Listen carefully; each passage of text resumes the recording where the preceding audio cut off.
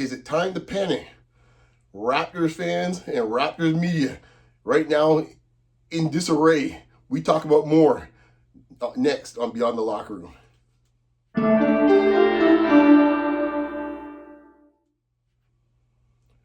Raptors are right now going through a 2-game losing streak, but it hasn't been good losses, if you want to call it that way.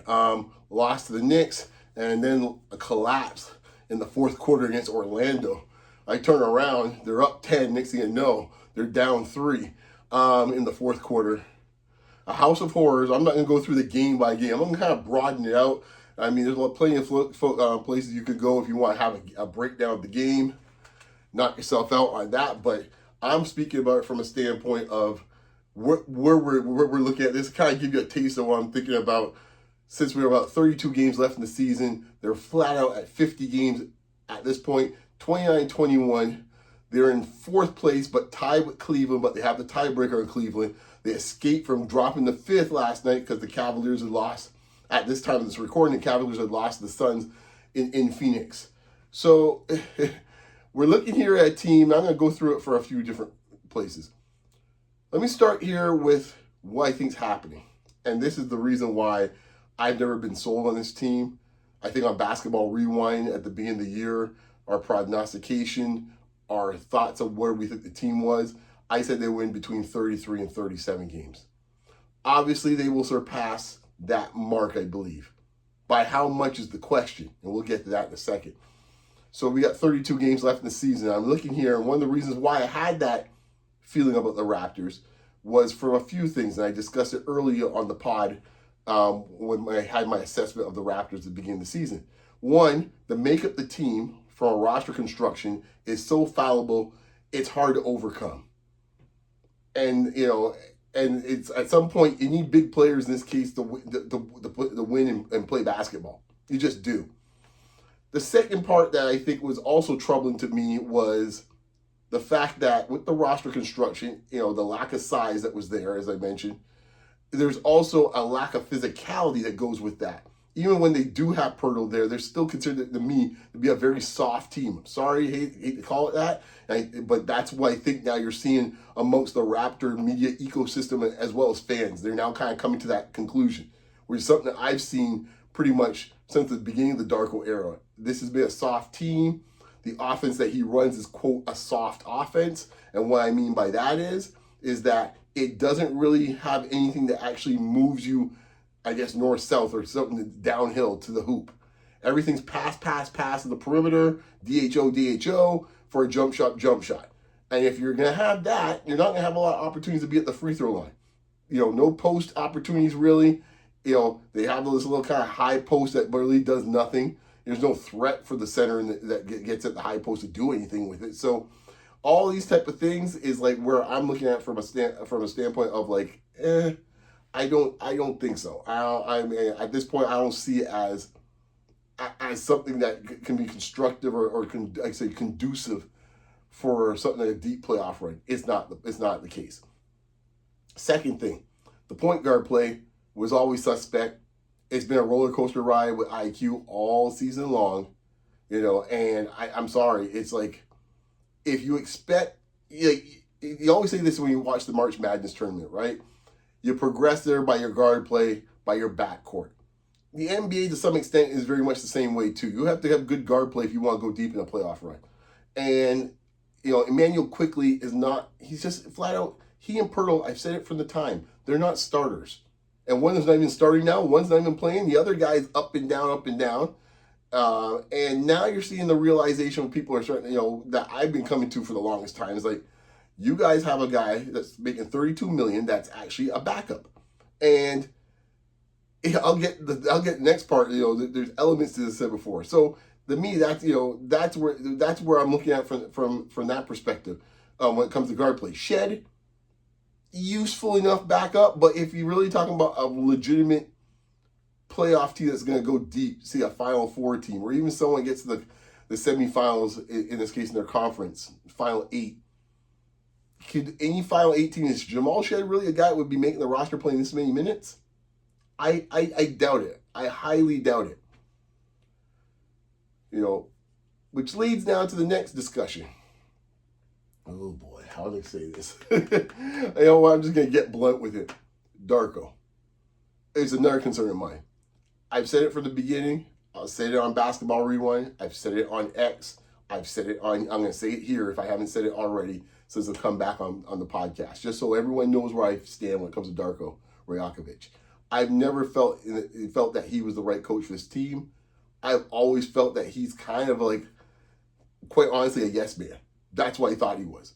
I thought he was a guy where it's like they went searching around, like, like where is Carmen Sandiego, looking all around for a coach all around the globe, and no one was willing to take what they were offering because Masai and Bobby wanted to run a particular type of style offense with the personnel they had, and everybody looked at them from JJ Redick to everyone else in between.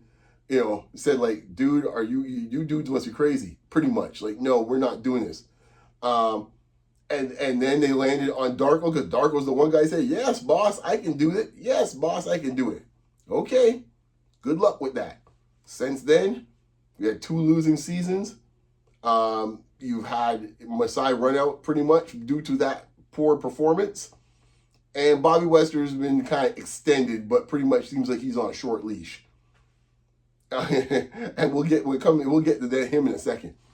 So when I look at Darko, in these games, now when the games get elevated, and this is where Darko's, I think, his strategy, his philosophy really starts showing up really, really poorly at this point. Because when you look at his scenario, just look at how he thinks of the game, he wants to have this democratic offense where everybody in this case gets the touch and everyone else gets the same amount of shots for the most part. That's all fine and dandy when you're playing high school, college basketball perhaps, Euros perhaps. Even in some ways you get away with the international competition with FIBA. That it might be conducive to that style. The one place where it's not conducive, quite honestly, is the NBA. It's not going to work. There's coaches long before Darko tried this type of philosophy and they end up getting burned by it. And you saw it in the Orlando game to some extent because you're out here running plays for RJ, running plays for Shed, running plays for IQ. At some point, you need to get the ball to your key players. I keep saying this. No one wants to listen, but I think people are starting to notice it now. They're starting to listen a little bit now because they're seeing it for themselves, and now they're coming into losses. They were getting away with it for a while over the holidays with miracle wins against Orlando and Golden State. They've gotten away with some wins, where it's like, how did they get out of this one? Like Houdini. But at some point, it catches up to you. And I think it's starting to catch up to them in a number of areas. Right? So this is where, I'm not sure how I'm going to, summarize this when I put this out. But, I'm just going off the top here, guys, my thoughts about this team. The question now, I posted it just now on X. Now, I'll throw it out here, you guys in the comments, right? We have 32 games left. 2 parts in this case. One, can the Raptors keep pace with other teams in the East now that teams are getting healthier and teams are ramping up for the playoffs? 2, I suspect you have to play 500 ball for the rest of the season to get to about 45 wins to avoid the Mendoza line. In other words, avoid the play-in. Question is, can the Raptors get those 45 wins to get out of the play-in?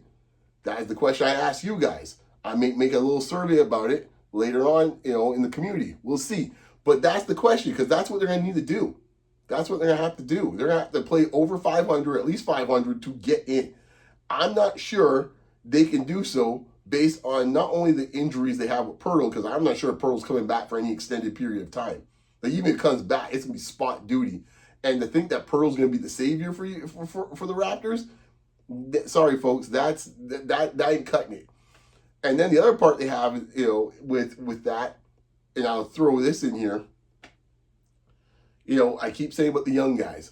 The only way this team's going to elevate and kind of move past what you see them as from a standpoint of their ceiling is if you play the young guys consistent minutes to let them grow, because they're the ones that have the ability to move the ceiling for this team.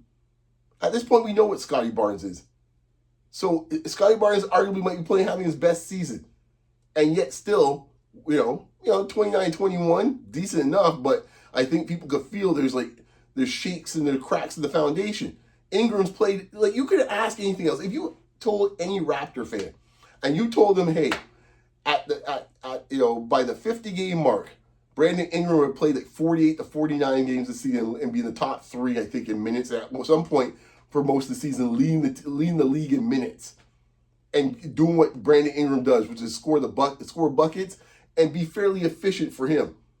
And if you took that, you said, would you take that bet? Most people would say, like, I don't want that bet because there's no way that's happening. But yet everything has happened, and you can't get much more of a perfect season from Brandon Ingram. So that's another thing too. Not saying I'm waiting for the shoe to drop, but law of averages do come into play with these things. That's all I'm saying. So that's another thing to be wary of. They've been playing with house money with Brandon Ingram at the moment. We'll see how long that lasts. Then you got to look at it from a perspective of, like, going back, I said before, I'm just thinking things off the top of my head, guys. So, give me some grace on this one. But just jumping back to the size issue and the young guys, it ties into young guys. Look, I love, CMB, nice young man. I've said it straight. He was not my draft pick. I didn't have any interest in him as a draft pick because I said it last night on Space. I'll say it here for everyone to listen so you can hear it from the sound of my voice. I have a bias or a prejudice to tweeners. Don't care for tweeners, never have cared for tweeners, don't want tweeners. When you have tweeners, you then have to sacrifice or make moves, in this case, to adjust to the tweener. And the problem with tweeners are too is they always have concerns about finishing around the hoop. Now, I know that might be an aberration last night when he was around the hoop and then looked around and passed it back out to 3. But he's had situations throughout the season where he's in amongst the trees and he can't finish around the trees. I saw him standing up beside De Silva last night at the free throw line. De Silva's like full inch taller than him. De Silva's like 6'8". All right, so so I'm not sure if he's 6'7" or 6'6", but my point is, you can't expect a 6'6", 6'7", guy to be playing center for you and think you're going to survive in the NBA for much longer as a team. Like, the success is just not going to happen. It's not. So this idea that you think you can get away with that for a long, extended period of time is not going to happen. Now, let me jump now upstairs. I said at the beginning of the season, I've said it now, I don't believe in this team, this particular team. I love the Raptors, but this particular team, I'm not a believer in them. Now, folks come and jump down my throat. Folks want to come and say, oh, we're too negative. Oh, I'm too negative, blah, blah, this and that. And I'm sitting here chuckling to myself because you know who else doesn't believe in this team? Robert Webster, Bobby Webster. He doesn't believe in this team. That's why you see a rumor every day. Like, as you're getting your daily newspaper, here comes a new rumor of IQ. Here comes an RJ rumor, a Yak rumor. I even saw a Grady one for the first time ever. So, heck, didn't know Grady was in the mix now, with Milwaukee. That might have been come from the Milwaukee side, to be fair. So, but the other ones, they're coming right out here from Bay Street. Those other ones, for the other 3 guys, they're coming from Bay Street. Trust you me. That is what's happening. And I asked the question over the summer, when they decided to make this great, grandiose move, when they moved off Masai, that here's the answer, guys. We'll put the second command that helped build this disaster of a roster when it comes to money and contracts and talent. That's the dude we're gonna put in here. So now I'm supposed to believe now that, I heard Josh Lewinberg a week ago talking about the trade deadline and talking about how these contracts, these contracts like Quickly and Yak and stuff like that are very problematic, essentially. And he's talking there to the lady there for Sportsnet about it, I believe. And I'm sitting there going, like, he's talking in this third person kind of passive voice, like, what's Bobby to do? As if Bobby just showed up here last week and had to deal with the mess. No, that's Bobby's mess. No one told Bobby in this case to give Yak an extension. An extension. With the bad back. At 30 years old. That's him. No one's bidding for IQ. And this idea they want to throw it out, the Spurs were interested. If the Spurs were so interested, let them pay him $32 million.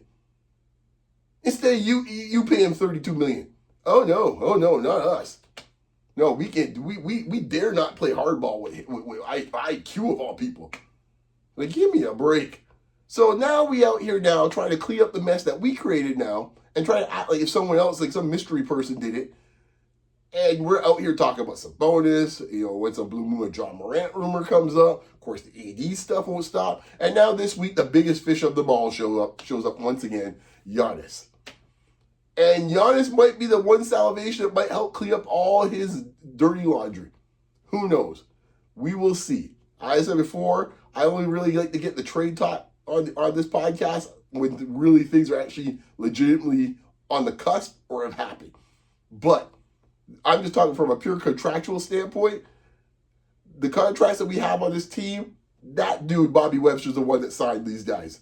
No one else, folks. And we rehired him. Make it make sense for me, people. Make it make sense. And then the last thing I would say is this. And this kind of ties into the All-Star talk. When the time comes, folks, I don't want all you Raptor fans getting all huff and puff and a hissy fit when you get one representative. Because you're going to get one. You're not getting two. Which one it will be, I don't know. I made a podcast about that last week. You hear my thoughts on who I think might be in the pole position right now amongst the two Raptors. But whichever one gets picked, just enjoy the moment and move on. I don't want to hear anyone squawking about, oh my gosh, how are we going to get two? The reason why you won't get two is that every team within the East, not named Detroit, is literally within a game or two of each other, or three. There's no justification for the most part. Maybe the Knicks might be the one justification might get two. And the only reason why the Knicks will get two is for two reasons. The institutional, institutional imprint, let's put it that way, that Cat has. Obviously, Brunson will be the automatic one, but Cat in this case would be the kind of the second one. Is the reason why he might get it is, one, he's a multi-time All-Star, and that does have some resonance with coaches, media, so on and so forth. And then the second part is, which we don't know how this is going to play out yet. And I think we might find some interesting picks that folks might be, when it's said and done. Since this is international, world versus America, there might be some leniency to throw in some world guys that you are not talking about or are not on your radar. I mentioned last week in the podcast what the NBA insider guys had to say on NBA.com. And one of them had Siakam on there. Now, Siakam's having an individual season and having a fantastic season. One of his best seasons as a player. Obviously, the team stinks right now for a myriad of reasons that we all know of. But if you tell me about, wherever, a few days' time, and they pick whoever the reserves are, and you tell me Siakam makes the team, I wouldn't be surprised. Because with this new format, at some point you got to get a few more international guys. I'm not saying they're going to pick a dude out the blue where it's like he's played 8 minutes and it's like, okay, he happened to play from, I don't know, somewhere in South America or Eastern Europe. So therefore, you know what, we'll put him on the team just to kind of make the numbers work. No, I'm not saying that. Every guy can get picked will be a legitimate guy that has the numbers and the resume to be on the team. What I'm saying is, if the tiebreakers come, that's what I'm saying. They might put in some guys, right? We saw Avdia, in this case, be a guy that a lot of people pick. Now, I personally, for Portland, I would say Sharp. But even if it's not the case, either one is what I'm saying, is getting probably more of a look now because of the international versus America's format than say if it was just conventional East versus West, or we pick shirts and skins, wherever it might be. I think those guys are getting more of a look now. And I'm not knocking Avdia or Sharp as far as if they had merit to be on the team. Yeah, they're putting up serious numbers to have some merit. What I'm saying is that they're going to get more of a look now because of the international element of it. So keep that in mind. That's all I'm saying. Last point with the Raptors before I sign off, guys. I said before, where things go now. And, I forgot Sabonis on the list because he's the hottest of all the trade rumors. But why I bring up Sabonis in my head is that the physicality, which is something I've said for a long time, is now coming to fruition. And when you start getting late in the season and guys are teams are jockeying for position, and when you definitely get in the playoffs and the play-in, man, the whistle's gone, man. It's swallowed.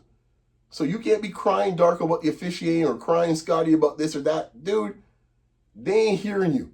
So you better buck up and start figuring out how you can play through physicality, because these teams are getting healthier and are obviously going to be getting even hungrier to get in the right spots when we get these last 30 games or so. You're going to see a different level of intensity and physicality. And what you saw for Orlando and New York is just a taste of what's to come. So good luck to your Raptors. We'll see. I think it's going to be a fascinating situation. Hey, if you want to understand more of what I think about the All-Star game and where I see the Raptors fitting into that puzzle, check it out below. And hey guys, once again, you know where to find me, man. Find me on X, find me on Blue Sky, find me on Facebook. Of course, right now we got the new IG channel. Check me out there as well too. And of course, here guys, appreciate the support here on YouTube. Like, comment, share, subscribe. Hey man, I know a lot of you guys are watching, but you know what? It's for free, guys. Just click the like button. It's for free. Anyways, guys, you can also find me weekly on Basketball Rewind, so check me out. And some other places I might pop up at too. So check me out, guys, on all those different spots. Love talking hoops, and of course, some football as well too. So until next time, guys. Peace.